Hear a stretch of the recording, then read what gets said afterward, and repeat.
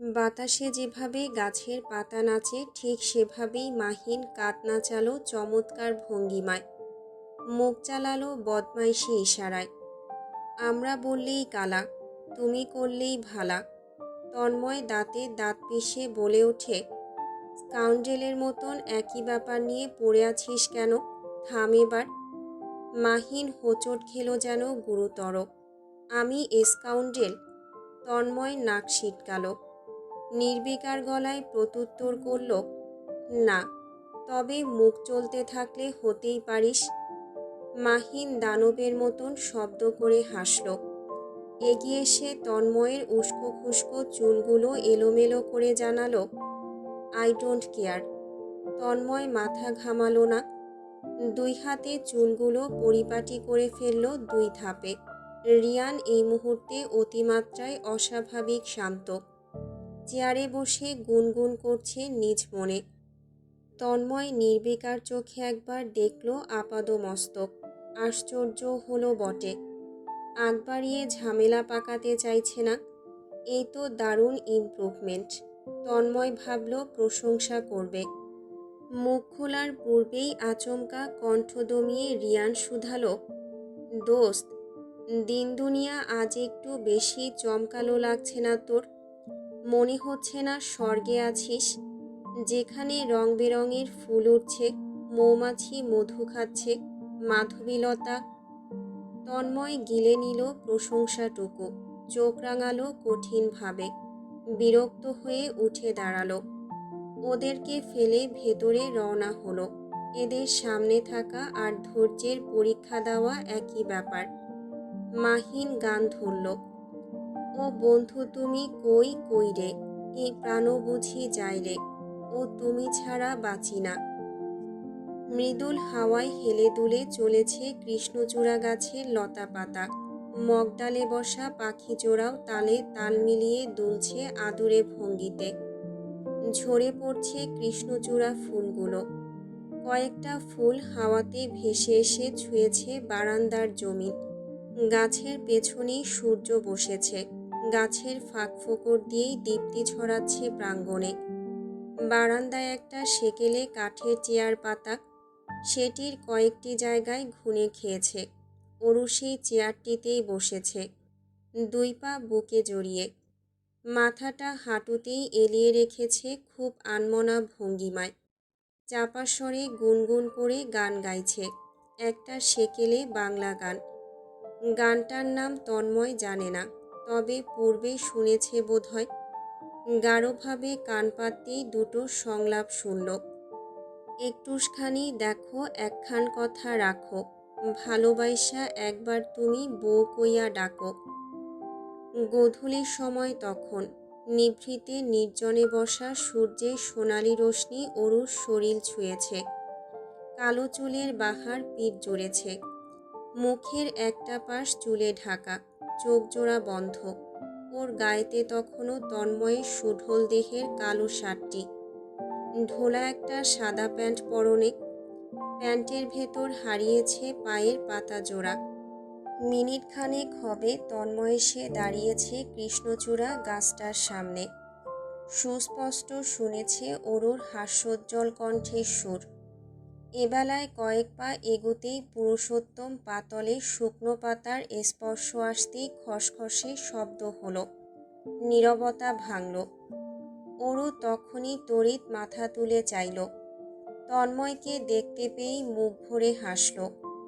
হেমন্তের বিকেলের গোধূলির মতন দেখতে সেই হাসি, যা দেখেই শান্তিবোধ করে তার মন প্রাণ।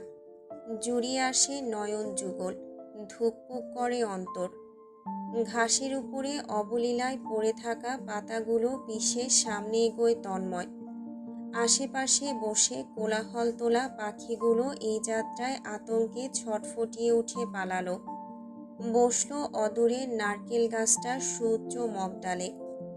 বারান্দার কাছাকাছি এসে কাঠের রেলিং ঘেঁষে দাঁড়ায় তন্ময়। চাইলেই সে লাফিয়ে উঠে যেতে পারে বারান্দায়, অরুর একেবারে কাছে ঠিক পাশে, তবে তা সে করল না। সেভাবেই দাঁড়িয়ে দেখল দুই হাত দূরে বসা অরুকে। হাসছে ওর চোখ জোড়া। চোখের মণিতে ভাসছে নক্ষত্র, নক্ষত্রে ভাসছে তন্ময়ের মুখ। অরু ওঠে না। একইভাবে হাঁটু জড়িয়ে রেখে উল্লাসিত গলায় শুধায়, ভাইয়ারা বেরিয়ে পড়েছেন? হুম। তন্ময়ের সাবলীল জবাবটুকুর পরপরই অরু ফের উৎফুল্ল স্বরে শুধায়, কোথায় যাবেন তারা? চা বাগান? আজ তন্ময়দের বেরোনোর কথা ছিল সকাল সকাল। যাওয়ার উদ্দেশ্য ছিল চা বাগানে। অরু যাওয়ার জন্য তীব্র উদ্গ্রীব ছিল। বলা চলে ওর দুচোখ ভর্তি উচ্ছ্বাস দেখা দিয়েছে। তবে গতরাতের ঘটনার পর আজ আর বেরোনোর প্রশ্নই ওঠে না। কোনোভাবেই সে আজ অরুকে বেরোতে দেয়নি, নিজেও কোথাও যায়নি। আজ অরুর দিনব্যাপী বিশ্রাম নিতে হবে। তন্ময় পাশে থেকে সঙ্গ দেবে। আশেপাশেই। কেন, তোর যেতে ইচ্ছে হচ্ছে? অরু মাথা নাড়ালো। দৃষ্টি অদূর কৃষ্ণচূড়া গাছে। আদুরে ভ্রম গলায় বলল, হুম, যেতে ইচ্ছে করছে না। তন্ময় ভ্রু তুলল, আগ্রহী হলো। শান্ত স্থির কণ্ঠে জিজ্ঞাসাবাদ চালালো, আমি ভুল না হয়ে থাকলে তুই খুব এক্সাইটেড ছিলি চা বাগান যাবি বলে, তাহলে এখন কেন ইচ্ছে করছে না? অরুর ছন্নছাড়া দৃষ্টি এদিক ওদিক ছুটতে ব্যস্ত। দৃষ্টিতে দৃষ্টি মিলনে অপারক। দ্বিধান্বিত মিনমিনে স্বরের প্রত্যুত্তর শোনা গেল সময় নিয়ে, আমি সেসব জায়গাতে যেতে এক্সাইটেড যেখানে আপনি আছেন। যেহেতু আপনি এখানে সেহেতু আমি এখানে থাকতে এক্সাইটেড। ধুকপুক ধুকপুক ধুকপুক। তন্ময়ের হৃদয়ের এই অশান্ত ধুকপুক শব্দ কি অরু শুনতে পারছে, বুঝতে কি পারছে? ওর এই সাধারণ সাবলীল কথাটুকুর প্রভাব কতটা গাঢ়ভাবে ছুঁয়েছে তাকে? কিভাবে কাঁপছে তার বক্ষপিঞ্জর জানতে কি পারছে? নিপুণভাবে চোখজোড়া শক্ত করে বুঝে নিল এই মুহূর্তে। হৃৎপিণ্ডটা লাফাচ্ছে, ধরফরিয়ে উঠছে থেমে থেমে। বুক ভরে লম্বা শ্বাস টানল তন্ময়, চোখ মেলে চাইল। তৎক্ষণাৎ তার গভীর দৃষ্টিতে অরুর উৎসুক দৃষ্টির মিলন ঘটল। আশেপাশে কোথাও বজ্রপাত হলো নাকি তার অন্তরে? অরুর নাজুক মুখটা লাজুক লতায় মিয়ে এলো। তন্ময় এবেলায় মুখ ভরে হাসল। তার গম্ভীর মুখে হাসির ঝলক দেখা আর আকাশের চাঁদ দেখা বুঝি একই বিষয়। না হলে অরু এত আশ্চর্য হবে কেন? ভ্যাবলার মতন চেয়েই বা রবে কেন? তন্ময় লাফিয়ে বারান্দায় উঠে পড়ে। অরুর সটান দেহে বসেছে একেবারে। তন্ময়ও সামনাসামনি এসে দাঁড়িয়েছে। মাথা ঝুঁকিয়ে চোখে চোখ রেখে দারুণ নির্বিকার গলায় বলে ওঠে, আমার সব ব্যথার অসুখের এক চমৎকার মেডিসিন আছে। সঙ্গে সঙ্গে মেয়েটা বড় করে ফেলে চোখ জোড়া। আশ্চর্য, সব ব্যথার এক মেডিসিন হয় নাকি? মেডিসিনের নাম জানতে অরু ব্যাকুল হয়ে পড়ে। ও মাই গড, সব অসুখের এক মেডিসিন হয় নাকি? কি নাম? অরু মেডিসিন, আমার আরাধনা। তন্ময় কাছ থেকে নিবিড়ভাবে দেখে অরুর লজ্জাশীল মুখ। মুখ চোরার মতন ছটফট করে চলেছে। দৃষ্টি রেখেছে জমিনে, যেন চাহনি তার দিকে ফেললেই ওর ফাঁসির রায় হবে। হেসে তন্ময় পায়ের পাতায় ভার ফেলে হাঁটু উঁচিয়ে বসে। আলতোভাবে ছোঁয় অরুর ডান পা। মুহূর্তেই নড়ে চড়ে ওঠে অরু, চিৎকার করে চাপা স্বরে, তন্ময় ভাই! প্যান্টের শেষ অংশ ভাঁজ করতে নিয়েই তন্ময় চোখ তুলে ভ্রু নাচিয়ে শুধায়,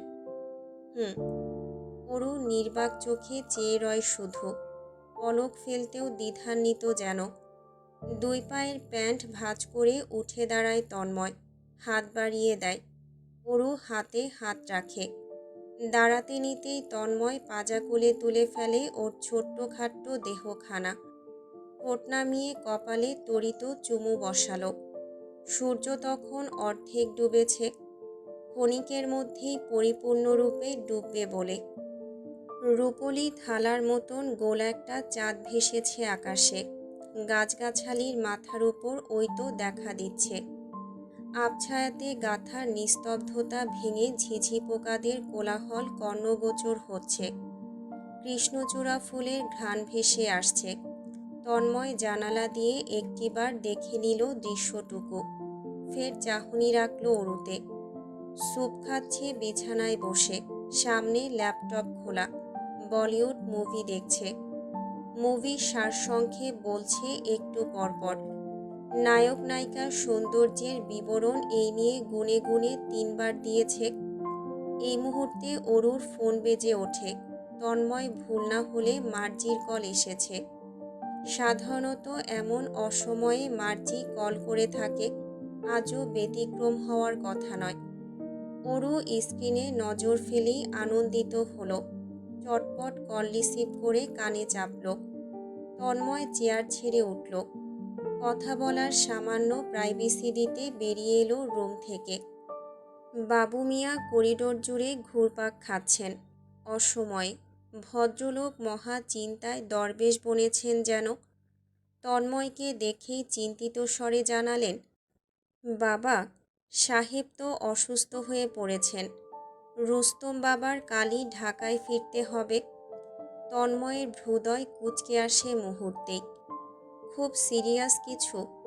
না, তবে জ্বর ঠান্ডা সর্দি ভালোভাবেই শরীরে বিঁধেছে। রুস্তমকে জানিয়েছেন? বাবু মিয়া ইতস্তত করেন, না, ভাবছিলাম বাবা ফিরুক, তারপর না হয় জানাবো। রাস্তাঘাট তো ভালো না। তন্ময় এক্ষেত্রে একমত। ওরা সহি সালামত ফিরুক সবাই। প্রয়োজনে আগামীকাল একত্রে ঢাকা রওনা দেওয়া যাবে। এভাবেও তন্ময়ের একাধিক কাজ পেন্ডিং জমেছে। ঢাকা ফিরে লম্বা সময় ব্যস্ত থাকা লাগবে। তখন অরুর কি হবে? ও তো ব্যস্ততা বুঝতেই চায় না, অভিমান করে কাঁদে। এখন শুনলেই হয়েছে, আগামীকাল ফিরে যাবে। তৎক্ষণাৎ মুখ বেজার করে রাখবে দীর্ঘক্ষণ। আর তন্ময় সইতেই পারে না অরুর অভিমান কান্নারত মুখশ্রী। আলগোছে বেরিয়ে আসে প্রাঙ্গণে। হাত ঘড়িতে 8টা 30 তখন। পকেটে 2 হাত ভরে চায় আকাশের দিকে। অনুভব করে পেছনে কারো উপস্থিতি। কিয়ৎক্ষণের মধ্যেই তার সুঢল পুরুষোচিত কোমরে একজোড়া শীর্ণ হাতের অস্তিত্ব মেলে। বিস্তৃত পিঠছই মসৃণ গাল, সুমধুর কণ্ঠস্বর অভিমানে জর্জরিত। কাল কি ফিরে যাচ্ছি? কোমরে থাকা কোমল হাত দুটো নিজের বাম হাতের মুঠোয় ভরে তন্ময় ঘোরে। ওর ডান হাত তার প্রশস্ত বুকে চেপে ধরে। মাথা নুয়ে দাঁড়ানো অরুকে একচিত্তে দেখে। ডান হাতে অরুর থুতুনি ধরে মাথা উঠিয়ে চোখে চোখ রেখে প্রশ্ন ছুড়ে, কেন যেতে ইচ্ছে হচ্ছে না? ফিরেই তো কাজে ব্যস্ত হয়ে যাবেন। তন্ময় হেসে ফেলে। অরুর চুলে হাত বুলিয়ে আওড়ায়, তা তো হবেই, বউ পালতে হলে টাকা তো কামাতে হবে। রূপলি থালার মতন গোল উজ্জ্বল চাঁদটা আর নেই, মেঘেদের আড়ালে ডুবেছে। ঝিঝি পোকাদের কোলাহল সুস্পষ্ট শোনা যাচ্ছে। স্বচ্ছ আকাশপথে এই বেলায় কালো মেঘেদের আনাগোনা চলছে। মৃদু হাওয়ার বেগে বৃষ্টি বৃষ্টি ঘ্রাণ লেপটেছে। মনে হচ্ছে শীঘ্রই বৃষ্টি নামবে। অবশ্য এভাবেও সিলেটে ঘন ঘন বৃষ্টি হয় বলে শোনা যায়। এখানে অসময়ে বৃষ্টি নামাটাই বরং স্বাভাবিক। অরু আলতোভাবে মাথাটা রাখল তন্ময়ের সুবিস্তৃত শক্তপোক্ত পুরুষোচিত বুকের মধ্যিখানে। তার নিভু কণ্ঠে আকাশসম অভিলাষ। আগামীকাল তো ফিরে যাচ্ছি, আজ একটু ঘুরে আসি। কথাটুকু শেষ করে লম্বা শ্বাস টেনে নেয় অভ্যন্তরে। ফের চকিতে বলে, প্লিজ, আমরা তো বেরোলামই না। তন্ময় সিলেট এসেছিল ওকে নিয়ে ঘুরতে। গতকাল রাতের কার্যাবলী না করে থাকলে অনায়াসেই ঘুরে ফিরে বেড়ানো যেত। অরুর শরীর এমনিতেই নাজুক শীর্ণ। এই শরীর নিয়েও ঘুরতে ফিরতে পারবে না বলেই তো এত নিষেধাজ্ঞা তার। অথচ মেয়েটা বুঝতেই চাইছে না। সব কিছু কি ওকে মুখে ভেঙে চুরে বলে বোঝাতে হবে? তারপর তো নিজেই লজ্জায় মুখ লুকোতে ব্যস্ত হবে। ঘণ্টাখানেক চোখে চোখও রাখবে না। বুকে মিশে থাকা মাথাটায় রুক্ষ হাত বুলিয়ে তন্ময় গভীর গলায় শুধালো, একটু খারাপ লাগছে না? অরুর মুখটা শক্তপোক্ত বুকে ঢুকে গেল যেন। সেভাবেই মাথা দুই পাশে দৃঢ়ভাবে নাড়ালো। এক পর্যায়ে মাথা তুলে চাইল। ওর লাজুক গাল দুটো তখন বৃষ্টির স্পর্শ পাওয়া সবুজ পাতার মতন সতেজ। লাগছে না। প্রেয়সীর আবদারের সমীপে তন্ময় দুর্বল সৈনিক। বাধ্য পুরুষের ন্যায় মাথা দোলালো। গাল ছুঁয়ে বলল, গেট রেডি, আমি গাড়ি বের করছি। অরু সাদা ফকফকে দাঁত দেখিয়ে হাসল। হাসিতে মুক্ত ঝরে পড়ছে যেন। গাড়ি লাগবে না, হেঁটে বেরোবো, রিকশায় চড়ব। বেরোনোর কোনো প্রয়োজন নেই তবে। হে হে, আমি মজা করছি। বলেই অরু ছুটল ভেতরে। ঘুরে বেড়ানোর বিষয়ে ও সর্বপ্রথম এগোবে। উচ্ছ্বাসে ওর গলা রোধ হয়ে আসছে বলে তন্ময় নিজেও এগোলো অন্দরপানে। বাবু মিয়াকে পেল গেস্ট রুমে। বসে লুডো খেলছেন দারোয়ানের সাথে। তন্ময় প্রশ্ন ছুড়ল, গাড়ির চাবি আছে আপনার কাছে চাচা? বেরোইবা বাবা? জি, এই একটু আশেপাশেই যাব। বাবু মিয়া উঠে দাঁড়াতে দাঁড়াতে বলতে থাকলেন, আছে সাদাটার, হয় তেল কম বোধ হয়। ব্যাপার না, ভরে নেব প্রয়োজনে। বাবু মিয়া এনে দিলেন সাদা গাড়ির চাবি। তন্ময় চাবি হাতে বেরোলো ফের।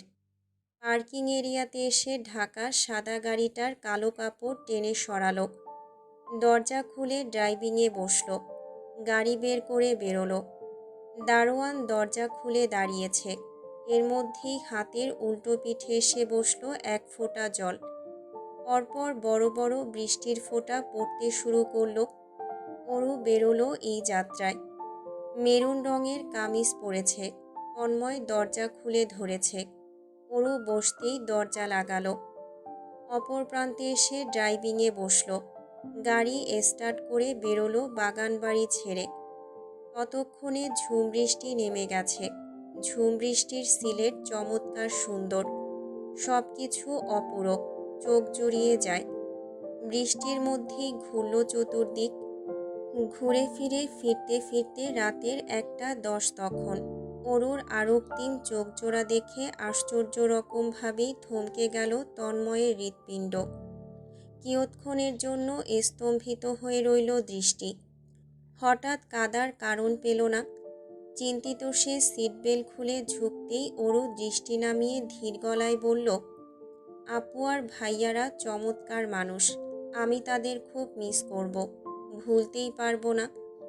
তন্ময় হেসে ফেলে।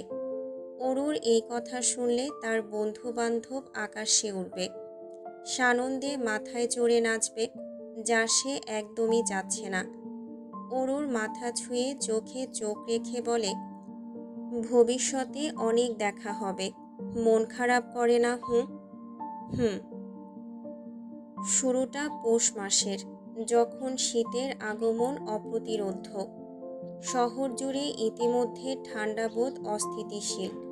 শীতের দুর্বল স্পর্শ শরীর উপভোগ করছে। গত মাসের শেষ সময় থেকেই দেখা মিলেছে অল্প স্বল্প নভরাজময় প্রকৃতির। এই মাসে তা পর্যায়ক্রমে দ্বিগুণ ধাপে বেড়েছে। এখন ভোরের বেলায় কিচ্ছুটি দেখা যায় না, কুয়াশা ব্যতীত। কুয়াশার তীব্রতা এতটাই দুর্দমনীয় যে প্রায়ই বেলা 9টা পর্যন্ত শহুরের সড়কপথ এই অতিমাত্রার কুহেলিকায় আবৃত থাকে। টানা কয়েকদিন সূর্যের দর্শন পাওয়া দুঃসাধ্য।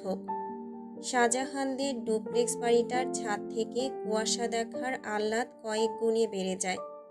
মনে হয় চতুর্দিক জুড়ে শুভ্র রঙা মেঘ আনাগোনা করছে। অনুভব হয় তার গায়ে স্পর্শ করছে। হাত বাড়ালেই তাদের ছুঁয়ে দেওয়া যাচ্ছে। এই কনকনে শীতেও তন্ময় রোজ ভোর করে ছাদে ওঠে ব্যায়াম করতে। টাইমার দিয়ে গুনে গুনে 35 মিনিট তার ব্যায়াম করা অপরিহার্য। আজও ব্যতিক্রম নয়। 6:15-তে রুমের নীরবতা ভেঙেছে অ্যালার্ম ধ্বনি। পুরুষালী ডান হাতটা অন্ধের মতন বেশ অবহেলায় বন্ধ করল অ্যালার্ম ক্লক। উষ্ণ ধবল কমফোর্টার সরিয়ে উঠে বসল তন্ময়। উদম দেহে ঘুমানো তার অন্যতম বদঅভ্যেস। কনকনে শীত এই বাজে অভ্যেসটুকু ঘুচাতে ব্যর্থ। রক্তবর্ণ চোখজোড়া জানান দিচ্ছে পর্যাপ্ত ঘুম হয়নি। গতকাল রাতে 1:51-তে ঘুমোতে পেরেছে সে। 1:50-এ অরু তার রুম ছেড়ে বেরিয়েছে। হরর ফিল্ম দেখেছে 2 ঘন্টা 45 মিনিট ধরে। এই সময় জুড়ে সমীপেই লেপ্টে ছিল। ওর নাকি একা দেখতে ভয় লাগে। আপাতত তন্ময়ের মাথার ভেতরটা টনটন করছে পীড়ায়। রুম টেম্পারেচার উষ্ণ বলেই সামান্য রক্ষা তার। সময় নিয়ে বিছানা ছাড়ল। পর্দা সরিয়ে জানালার কাচ স্লাইড করতেই মোস্তফা সাহেবকে দেখা গেল। ভদ্রলোক বাগানের উত্তর দিকে দাঁড়িয়ে আছেন। গায়ে কালো সাদার সংমিশ্রণের চাদর জড়ানো। চাদরটা 2 বছর পূর্বে ইতালি থেকে এনেছিল তন্ময়, একান্ত মোস্তফা সাহেবের জন্য। শীতকাল এলেই এখন ভদ্রলোক এই একটাই চাদর ঘুরে ফিরে পরবে। আরও কত শত চাদর তো আছে, সেসব ওয়ার্ড্রোবে তুলে রাখার মানেটা কি? অদূর হতে মনে হচ্ছে কুয়াশায় মোস্তফা সাহেবের দেহখানা মেঘে ভাসছে। ভদ্রলোক কোমর ঝুঁকিয়ে স্মার্টফোন দিয়ে ফুলের ছবি তুলছেন নিরালায়। তন্ময়ের হৃদয় কুঁচকে এলো। এমন বৃষ্টি শীতের ভোর সকালে বাগানে দাঁড়িয়ে ফুলের ছবি তুলতে হবে কেন? এই কেমন ইচ্ছে চেতনা! আশ্চর্য! তন্ময় গলা তুলে চেঁচাবে পূর্বেই তার ফোনের মেসেজ টোন কর্ণগোচর হলো। ফোনটা ল্যাম্পশেডের সামনে। বিছানার সাইড টেবিলের দিকে এগিয়ে গিয়ে ফোনটা হাতে তুলে নিল। হোয়াটসঅ্যাপে মেসেজ পাঠিয়েছেন মোস্তফা সাহেব, নাম সেভ করা মিস্টার শাহজাহান দিয়ে। তন্ময় হোয়াটসঅ্যাপে ঢুকল। ক্যামেলিয়ার চন্দ্রমল্লিকা ফুলের ছবি পাঠিয়েছে। এই ফুল দুটোর গাছ শুকিয়ে এসেছে কেমন। ছবির নিচেই মোস্তফা সাহেব পরিষ্কার বাংলায় লিখেছেন, এই চমৎকার ফুল দুটো অরুর প্রিয়, মরে যাচ্ছে দেখলে কষ্ট পাবে। ভাবছি প্লাস্টিকের এনে সাজিয়ে রাখব। মরবেও না, মেয়েটা আমার কষ্টও পাবে না। অবশ্য ভবিষ্যতে এভাবেও মেয়েটা সারা জীবন কষ্টই পাবে।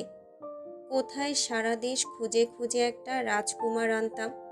খানদানি পরিবারে ধুমধাম করে ওর বিয়ে শাদি দিতে পারতাম। তা না, কপাল দেখো মেয়েটার। আহারে! কে বলবে এই ভদ্রলোক তার পিতা মহাশয়? মনে হচ্ছে দুঃসম্পর্কের শ্বশুর। সাত সকালবেলাতে তন্ময়ের মুখের ভেতরটা তেতো লাগলো। বিবর্ণ মুখে সরু নাক কুঁচকে এলো। শীর্ণ ঠোঁটে ঠোঁট টিপে বিরক্তিভাব লুকিয়ে মেসেজটার জবাবটুকু ভয়েস রেকর্ড করে দিল। বাবা হিসেবে ইমতিয়াজ চাচ্চু খারাপ ছিল না। চমৎকার মানাতো মায়ের সাথে। ভদ্রলোক সেদিনও মায়ের কথা জিজ্ঞেস করছিলেন, আফসোস করছিলেন। আহারে! মিনিট খানেকের মধ্যে আর কোনো প্রত্যুত্তর এলো না। এতেই তন্ময় নিঃশব্দে হাসল। জানালার সামনে এসে ফের দাঁড়ালো। মোস্তফা সাহেব বাগানে পায়চারি চালাচ্ছেন রগরগে মেজাজে। ফুঁসছেন বোধহয় তীব্রভাবে। তীক্ষ্ণ চোখে ফোন স্ক্রিনে চাইছেন ক্ষণে ক্ষণে।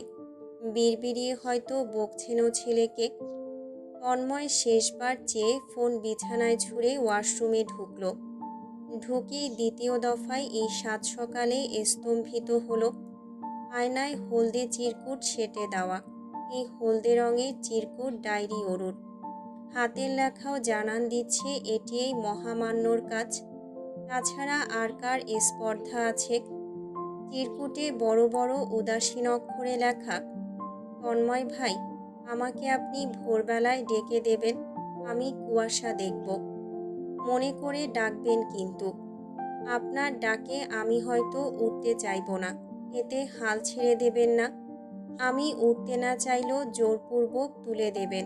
প্রয়োজনে একটা চড় আপনি মারতেই পারেন, আমি মাইন্ড করব না। বুঝেছেন? অন্দর হতে বেশ অবলীলায় বেরিয়ে এলো দীর্ঘশ্বাস। চাচা ভাইঝি একই নদীর একই নৌকার দুই মাঝি।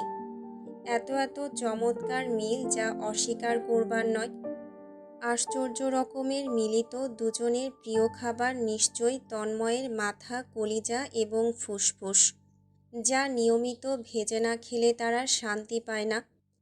চিরকুটের ভাবনা মস্তক হতে সরিয়ে তন্ময় দাঁত ব্রাশ করল, মুখ ধুয়ে বেরোলো। একটা টি শার্ট দেহে পরে নিল চটপট, পামোজা পরে কেটস বাঁধল। ডাম্বেল দুটো তুলে নিয়ে বেরোলো ছাদের উদ্দেশ্যে। ক্ষণিকের জন্য থামল অরুর রুমের সামনে। ও প্রতিনিয়ত রাত করে ঘুমায়, এত ভোরে উঠতে পারবে না যেহেতু। কষ্ট করে শুধুমাত্র কুয়াশা দেখতে ওঠার কি প্রয়োজন? এত অদ্ভুতরে শখ আহ্লাদ কেন থাকবে? তন্ময় চাচ্ছিল না ওর ঘুম ভাঙাতে, কিন্তু কয়েক কদম গিয়ে পুনরায় ঘুরে এসে দাঁড়ালো দরজার সামনে। আলগাভাবে লাগানো দরজাটা আলতোভাবে খুলে ঢুকলো অবশেষে। আধারাচ্ছন্নতায় ঘেরা রুমের বাতি জ্বালালো। অরুর বিশেষ ধাঁচের ঘুমের ভঙ্গিমা দেখল উদাস চোখে। ইতিমধ্যে অ্যালার্ম বেজে চলেছে ক্রমান্বয়ে। অসহ্যকর শব্দতে তন্ময়ের মাথা ব্যথা করছে। বন্ধ করতে এগোবে এর মধ্যেই কমফোর্টারের ভেতর হতে অরুর ডান হাতটা বেরিয়ে এলো জানাশোনা ভাবে। অভ্যস্ত ভঙ্গিতে অন্ধের মতো এক থাবড়ে বন্ধ করল অ্যালার্ম। ফের হাতটা চলে গেল উষ্ণতায়। তন্ময় এবেলায় মৃদু হাসল। ডাম্বেল দুটো ফ্লোরে রাখল, এগুলো বিছানার দিকে। কমফোর্টার সহ ঘুমন্ত অরুকে কোলে তুলে নিল মুহূর্তেই। রওনা হলো ছাদের উদ্দেশ্যে।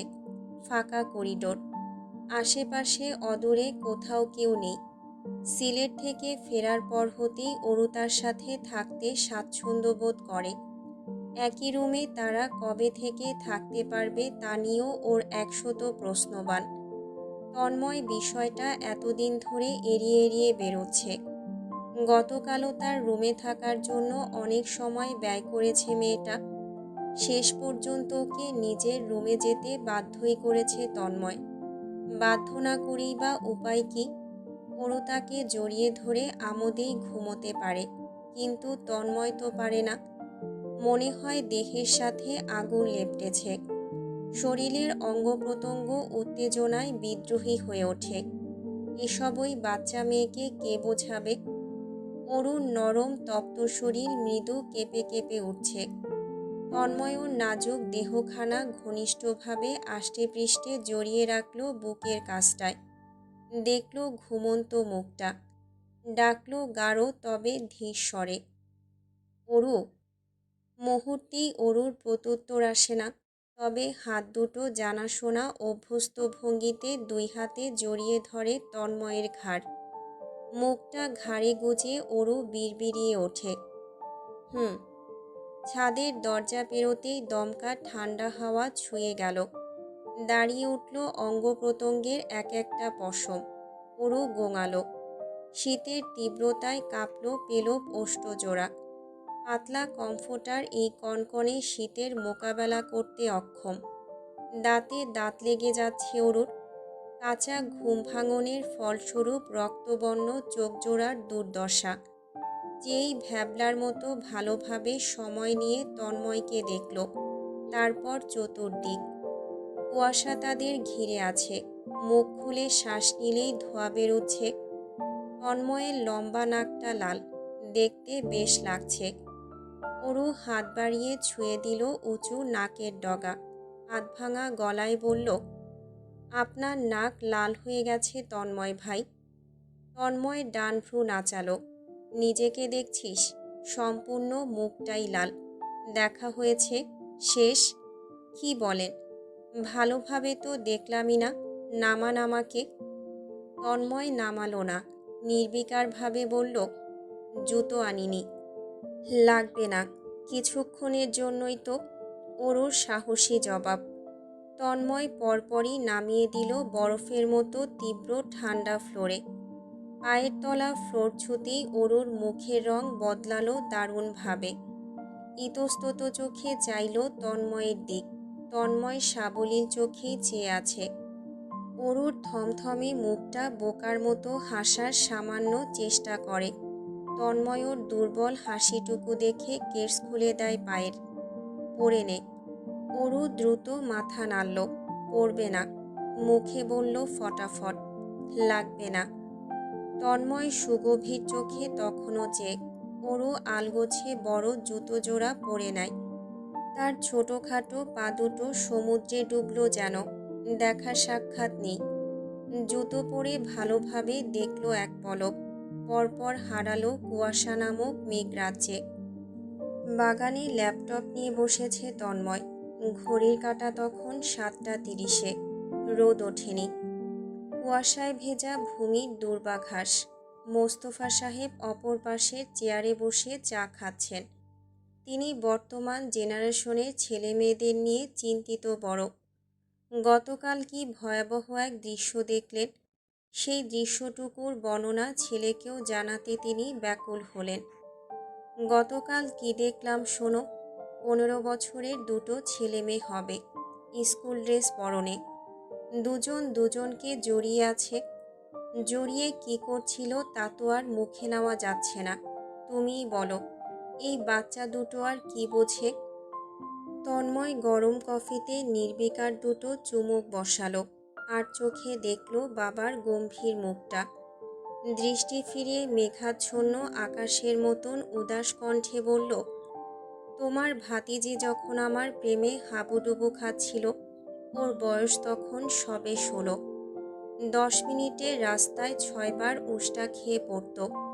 তখনও চাচি 3 বেলা মুখে তুলে খাইয়ে দিতেন। মুহূর্তেই দৃশ্যমান রূপে মোস্তফা সাহেবের মুখটা ভোঁতা হয়ে এলো। তেলে বেগুনে জ্বলে উঠলেন। রেগে মেগে অস্থির তিনি চোখ রাঙালেন। তুমি একটা যাচ্ছে তাই। অরু তখন ছোট, অবুঝ নাবালিকা মাত্র। তুমি ফিটফাট হয়ে ওর সামনে ঘুরে বেড়াতে। এসব কি আমি বুঝিনি ভেবেছ? তুমি ওর মাথাটা খেয়েছ। মাথা যদি প্লেটে সার্ভ করা হয় আমার জন্য, খাবো না কেন? তাও যদি হয় আমার প্রিয় মাথা। মোস্তফা সাহেব চায়ের কাপ হাতে উঠে দাঁড়ালেন। অসভ্য ছেলের সঙ্গে কোনো তর্কে সে যাবে না। তন্ময় নরম হলো ততক্ষণে। গলা পরিষ্কার করে আদুরে ভঙ্গিতে দ্রুত বলল, বাবা বসো বাবা, মজা করছি, ইম্পর্ট্যান্ট কথা বলবো, বসো বসো। মোস্তফা সাহেব তিরিক্ষি মেজাজে চোখ রাঙালেন ঠিকই, তবে ছেলের কথা শুনলেন। ফের বসলেন এসে। যতই হোক ছেলের সাথে বসে নিভৃতে একটু সময় কাটানো তার অন্যতম পছন্দের বিষয়।